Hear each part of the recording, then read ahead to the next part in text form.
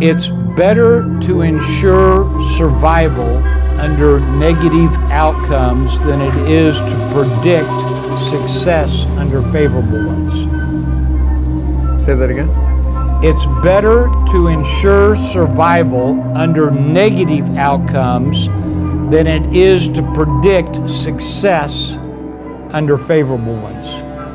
In a fixed mindset, people think that success is all about talent, having the gift. A growth mindset is saying, okay, talent obviously matters, it's a factor, but it's not enough, it's what we do with our talents. I wasn't the best table tennis player in the world, I never got into the top 20 of the world rankings, but with that attitude, I maximized my own potential. I think leadership counts when it comes to innovation. I mean, the way Amazon conduct meetings, and then when they start talking, the most senior person always speaks last.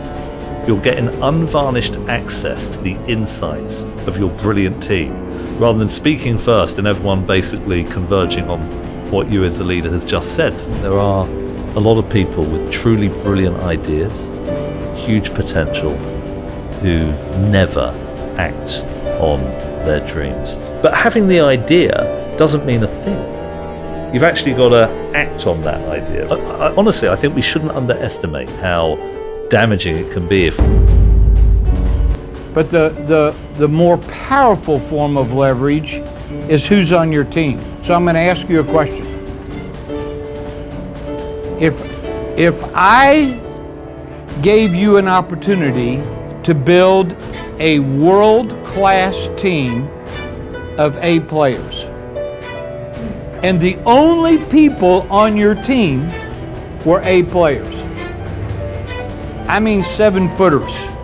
These are the Kevin Durants. They can do it all. If you only had a team of A players, how many of your existing problems that you have right now would go away? Disappear. It turns out the problems that most of us are dealing with are not even really the problem. Challenging yourself about what it takes to start, and why most people spend their life sitting on ideas that could potentially change their life, but are seemingly imprisoned, trapped, and blocked by their own mindset.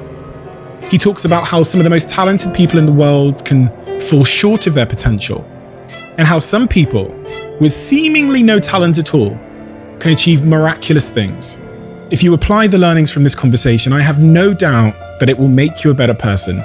It will make your teams more innovative, and it will lead you to living a more fulfilled life. So the key is not can I make it?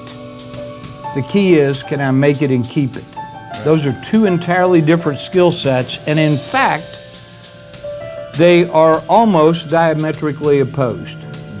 What it takes to make money is very different than what it takes to keep it. And most people are so obsessed with making it that as they become more successful, they do stupid things, which winds up sabotaging their overall success.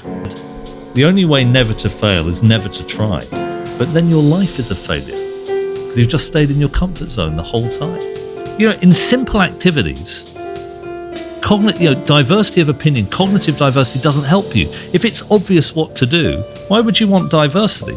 If you've already got a solution, a canned solution, you just need to scale it. You don't need diversity. But when there's a complex environment, that logic turns on its head. So if you imagine, for example, you've got 5 people, each one of whom has one brilliant idea, you might think you have 5 brilliant ideas. But if they all have the same idea, you've only got one. Yeah. All you need is 2 different ideas, and suddenly you've tripled, 300% increase in the creativity of that group. That's where cognitive diversity matters. And if your mission is to solve complex problems, diversity is the cornerstone of how well you do it. And once you land that argument, people start to... It's never what you do, it's how you do it. It's never what you do, it's how you do it. Southwest Airlines, their whole business model is put butts in seats and fly those butts from point A to point B safely. No mention of your luggage. Is that right? It's your luggage is immaterial to the airlines. Whether it makes it or not, we don't care.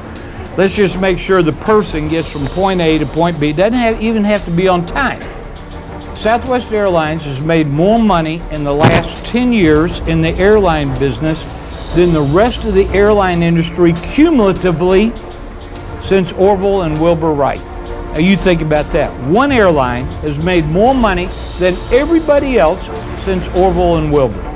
How'd that happen? Is it because their planes are so good? Is it because their first class section is so roomy? Is it because the food is so outstanding? Is it because the hostesses and stewards and stewardesses, is it because they're so good looking? No, I can't tell which is older, the stewardesses or the airplanes, right? It's never what it's Southwest Airlines' success is not based on what they did, it's how they did it. And so people who have an ego that gets in the way of hypothesis testing, they are brilliant at creative self-justification. I think the people who are most dangerous to companies and innovation are intelligent, highly talented people in a fixed mindset. They're just inveterate obstacles to making the changes you need to change in order to get the business to where you want to go. If I ask you to think about your favorite restaurant, the place you would go to have a huge celebration. You're thinking about it. You know where it would be. There's not one person in this room that's thinking about McDonald's. Not one. And yet nobody has made more money in the history of mankind in the restaurant business than McDonald's. How did it happen? Is it because their cheeseburgers are so good? No, their cheeseburgers are horrible. Right, they are. Their French fries, on the other hand, are really good. But the cheeseburgers are horrible. What allowed McDonald's to make a lot of money was not an obsession with the product. It's never, write this down. This will be a takeaway. If you stop the first time you fail, or if you don't try at all, you're never going to get to an answer. If you think of the history of science, science is the most successful human institution because scientists, by and large, are willing to test their hypotheses. You know, they test it, they look at the empirical evidence, and they change it in the light of what the evidence is telling them. That is the basic pattern of science. And I think the problem is, as you alluded to, is that if young people are like, goodness me, I don't want to look anything other than perfect, it destroys their capacity to grow and to have a life of fulfillment. Opportunity without structure is chaos.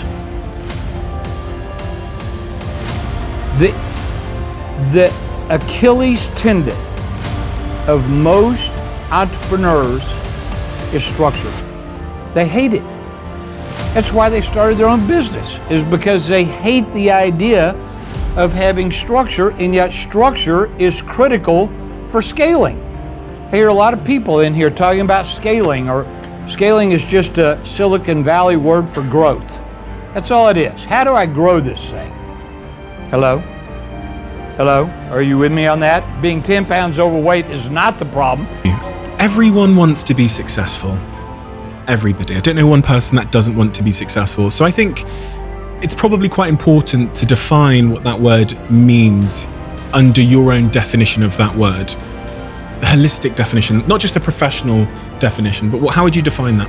It's I think one of the deep paradoxes of the human mind. I mean, the sense of anticlimax when one achieves a long cherished ambition. I want to be a millionaire. I want to buy an Aston Martin. I want to win the Olympic gold medal. I remember talking to Victoria Pendleton. Oh yeah, the Olympian. Because the cyclist, the Olympian. You live with this ambition. It's what gets you out of bed in the morning, right? I want to win the Olympic gold. It's what, when you're on the track, she was explaining, it's what makes you push harder. Because you've got this goal, this destination that's pulling you, this magnet pulling you towards it. Then when you get it, you wake up the next day, and what on earth is getting you out of bed? What's causing you to push yourself? That's one of the reasons I think people who make money very quickly face many, not all, and this is well documented, I mean, you'll know about the people who win lotteries, whose marriages can end, who end up in often depression. And that's not a cliche, this is well established. And it took me about, 48 hours to think, what a ridiculous way to hijack my own development. If you actually had the right attitude, if you had the right mindset, you can probably learn these skills and take advantage of these brilliant opportunities, because you always learn, don't you, when you go and speak at an organization. So I Googled public speaking practice. And the first hit was called Toastmasters on the social media a lot. And a lot of people, when they're putting together their social media posts, they do it in such a way as to make their lives look really good. This is the holiday I just had on this wonderfully sunny beach, and they might even airbrush photos to make themselves look better, and this is my wonderful performance on the piano. And the problem is, people then start to think that success is about looking and acting in a perfect way. That's massively problematic, because why would you want to try anything new, which is inherently a risk? If you're doing something the first time, you're obviously not going to be perfect. And if you do mess up, it goes back to the fixed mindset. You draw the conclusion, well, I'm obviously not talented enough because I haven't nailed it the first time around. I think this was also bolstered by, and you're on reality television now, I think reality television, the idea of instant success, instant gratification, overnight elevation into the heavens. And if particularly young people think that success is like that, they don't realize the incremental steps you need to take to fulfill your potential, because, as you know, most businesses succeed because, I don't know whether you're familiar with the American jargon, but self-esteem can be very fragile. I like to talk much more about resilience. I want my children to be resilient, to try new things, to mess up, but not to be devastated by it. And that, I think, is a much better course. Now, it may be that when people are talking about confidence, what they really mean is resilience. I want to be able to walk into a room, give it my best shot, things don't go slightly wrong, I'm going to carry on regardless. Every person who's a success has had some really tough, difficult moments. And I just think that's an inevitable